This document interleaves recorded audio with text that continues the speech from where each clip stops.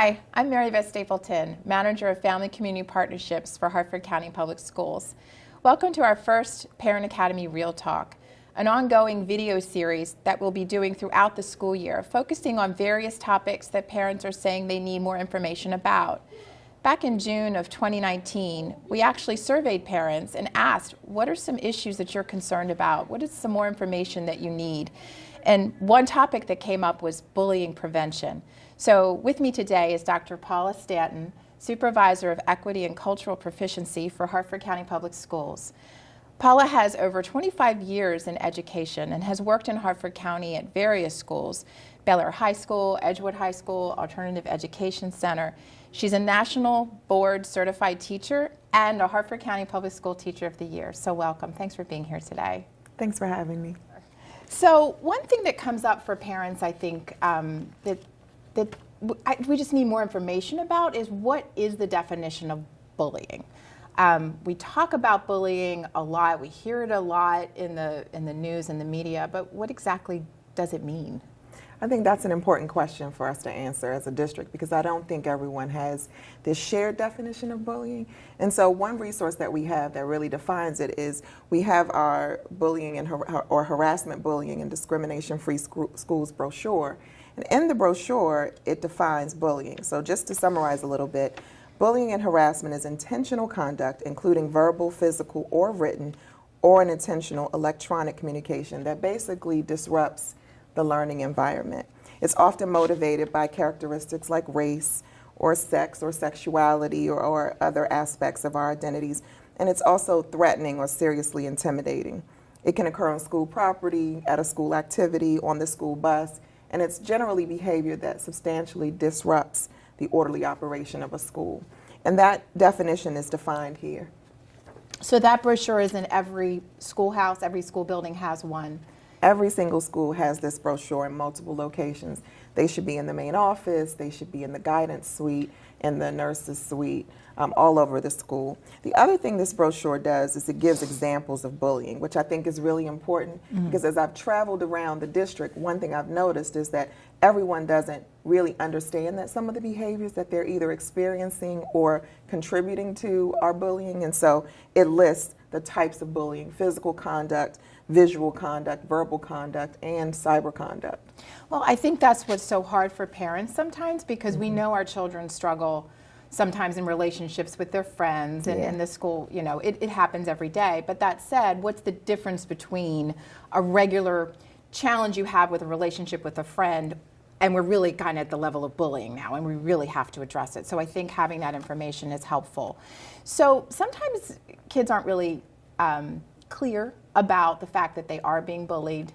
So what are some signs and symptoms that a parent might see in their, maybe around the house or in the community that they might really need to be concerned about?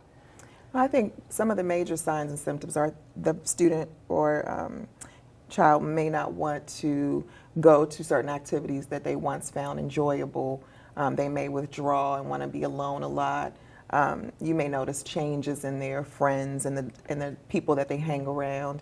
They may be generally just depressed and not really as cheerful as they once were. And so I think when you notice changes in behavior, any types of changes in behavior, it's important to start asking, is there anything going on that I can help you with? Yeah, well, I think that's the hard part is it's knowing. So it sounds like maybe over a long period of time, you're really starting to see, it's not just one day and then it's over a longer period of time. Yeah, generally, but it can happen, there can be instances where there's a situation or a conflict that may have just started and, kids aren't really always knowledgeable about whether they're being bullied or not, and so they may be trying to figure it out. So I think that's why it's really important that we just always communicate with our students about what's happening. When our kids come home, we should be asking them, how was your day, what happened at school, and really be genuinely interested in the day-to-day interactions, and that way you really get a chance to notice when changes occur. Yeah, I've heard some parenting experts say, we're moving away from the dinner time hour. Sometimes kids will have earbuds in the car and they won't necessarily use that time to talk to parents. So we really have to make sure we're intentional about time with our children, not just moving from activity to activity, but really having conversations. So that's probably the time where you need to really listen and hear. So you see this coming up as a parent, you see it happening, you're concerned. What do you do? So the main thing you want to do is report it. Okay. And you can report it to the school by calling the school and talking with someone in the guidance office. You can report it to a teacher. You can report it to school administrators.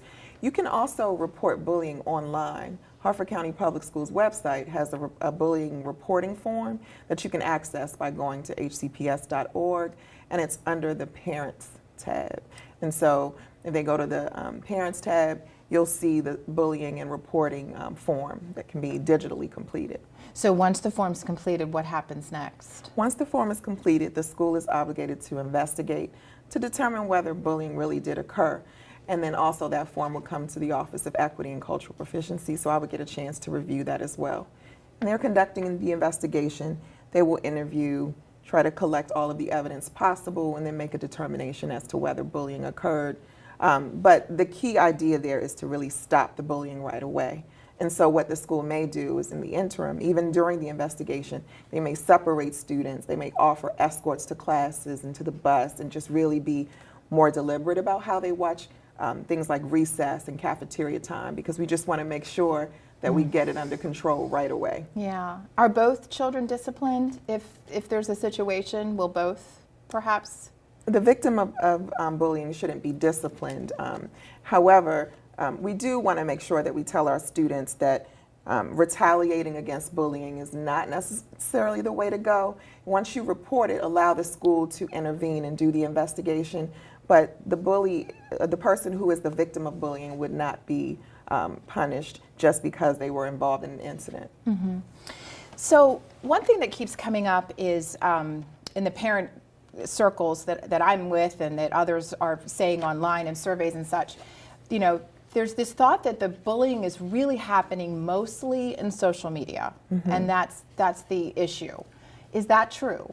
So as I was looking around to see, where is bullying occurring the most, and I looked at the Maryland report to the General Assembly on bullying, and what it said was that bullying actually mostly occurs on school property. And so while there is some cyberbullying that occurs, most of the time it happens at school. And are we doing anything in our curriculum to talk to children about, for themselves, so they understand what bullying is, and maybe helping them really trying to understand themselves what it is, right? And maybe how to prevent it. For example, I guess you call it the bystander. If a child observes another child being bullied, how they should behave in that situation. Do we teach them that? I can't speak to what every single school does, but I do know there are character education programs that focus on bullying throughout our district.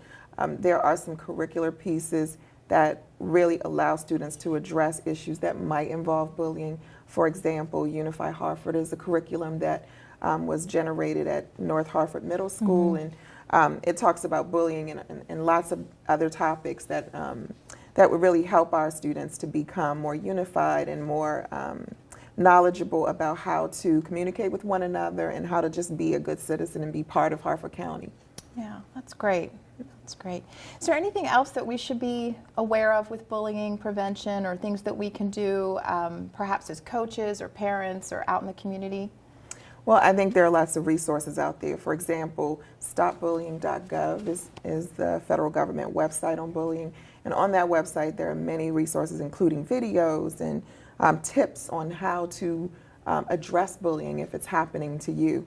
I think more importantly, we need to be talking to our kids about how to just be kind to one another. Yeah.